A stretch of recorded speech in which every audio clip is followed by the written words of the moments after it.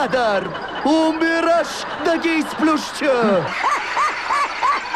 Говори баш, май брадър! Куката да се яви в изповедалнята! Аджи бе! Баш брадър, Сядай! искам... Сядай, че имам да питам много неща! Баш брадър, искам да ти задам един въпрос, баш брадър. Лъкни бе, първо аз ще отпира един въпрос, пък след това ще видим. Стъгни са, ко се разлигавил? Мъж си в края на краищата. Хайде, питай сега, ко че питаш, че и други чакат. Много съм горчен, баш брадър. Помолих се квартирантче. Съквартирант, чу-чу. Се квартирантче. Ей, наплюма бе, чу-чу. Чу-чу. Ясно, да, нататък ще дойде ще изгърмя. Да, им казах, ние имаме проблем. Знаете, до неделя няма да имаме туалетна хартия. Така че, деца вика да бъдем максимално икономични, деца вика. Казах им го като на добри съквартирантчици. А какво се оказа? Сега имаме едно топче, което е не това. Което е при Константини при Райна. Другото е в шкафа, а това при Райна е, че това...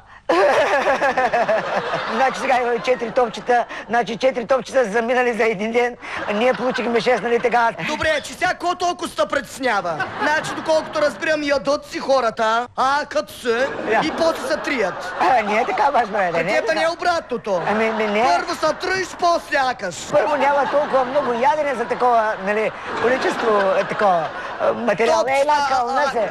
Нищо не разбирам, бе. Много го въртолиш, бе. Дука. Не го въртоле, честен кръст, според мен.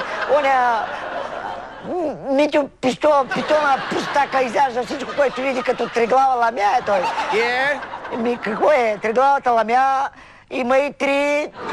Дали, тя е една 3 гъза ламя. Сега ще помоля в изповедалнята гъс да не споменаваш, ще казваш дупи. То дупи, ама при Митю Пищо се гъс. И ето ти 3 топчета. Ти сигурен ли си? Може чичето да изяжда храната през нощта, докато вие спите като пънове, пък после през деня да... Не, детето. За него отдавна няма никаква храна. Не. Пищо е. Той изяжда всичко. И после, нали, го разтоварва в туалетната. И около нея. Той голям самосвал бил, то с пищо, бе. Аз какво ти казвам? Аз, който не съм си мил, на кълна се. При живота ми не съм си мил туалетничката, честен кръст ви казвам. През живота ми никога. Днеска съм измил цялата туалетна. Сега, ако отидеш, прилича на анална изповедална, прилича след мене. И затова реших, баш бай брадър, да си имам моя персонална туалетничка.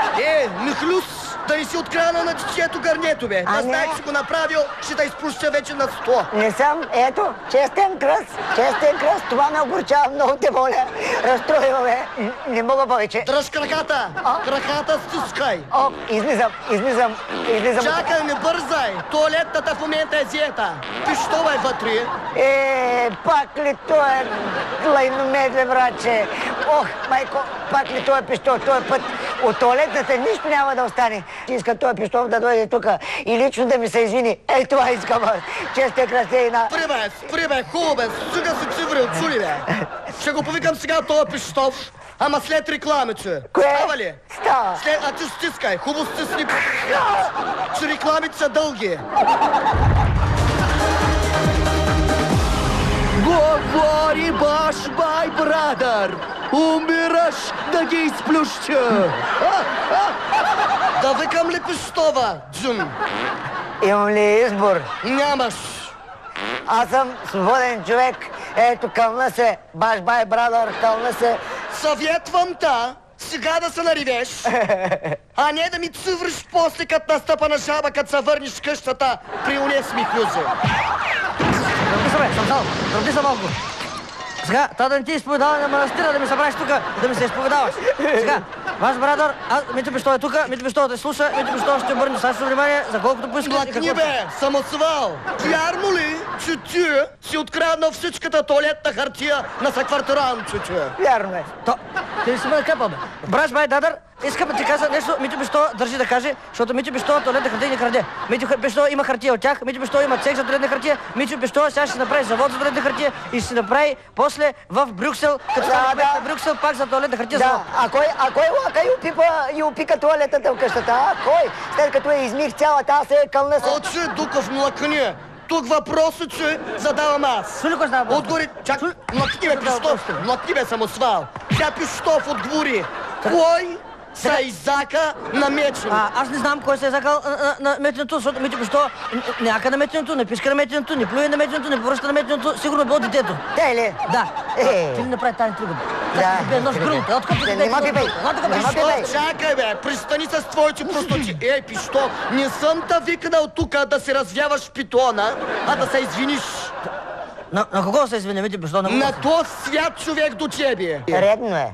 Кажи, искам да кажа, че Митю Пещо никой не казва педерас, никой не казва хомосексуалист, никой не казва педал, Митю Пещо казва умерен мъж, обаче този педерас ще го пратя долу на страта. Сега, той си е чист мъж, така, Мъж той. с големи оговорки. Веднага да се извиниш на Митко. Чули, редно е. Кажи, Митко, извинявай. Хубаво, извиняй. Добре, и аз ти прощавам. Една кълна се не беше честно. Баш бай брадър, реших да се махна от къщата и да се върна в манастир. Само там мога да намеря покой аз. Ти ако искаш покой, ако искаш вечен покой, аз мога още тук да го осигуря. Без да ходиш чак до манастира се разкараш. Сега бе, сприяти бе. Митьо пак удари Млаш през веднага пръстото. марш от изповеданията. Килимяко да се помоля от личния ми костюм. Млъкни бе, тука. Благодаря. Млъкни бе, отивайте веднага в къщата и чакайте там. Тая хлебяка ти е много голяма. Пищов, Тая хлебяка И туалетничката няма да ти оставя. Тая хлебяка ти е много голяма. Митю Пещо вижда, Митю Пещо не е глупав. Митю Пещо не е простак, Митю Пещо не е глупав. Той знае, той вижда. Брате, веднага да върнеш туалетната хартия. Не, Митю Пищова да не... Абе, махни тази килимявка по-нагоре, бе. Да няка около туалетната. Какво ли бе? Отко бе. Отко бе, аз съм свет човек. Тук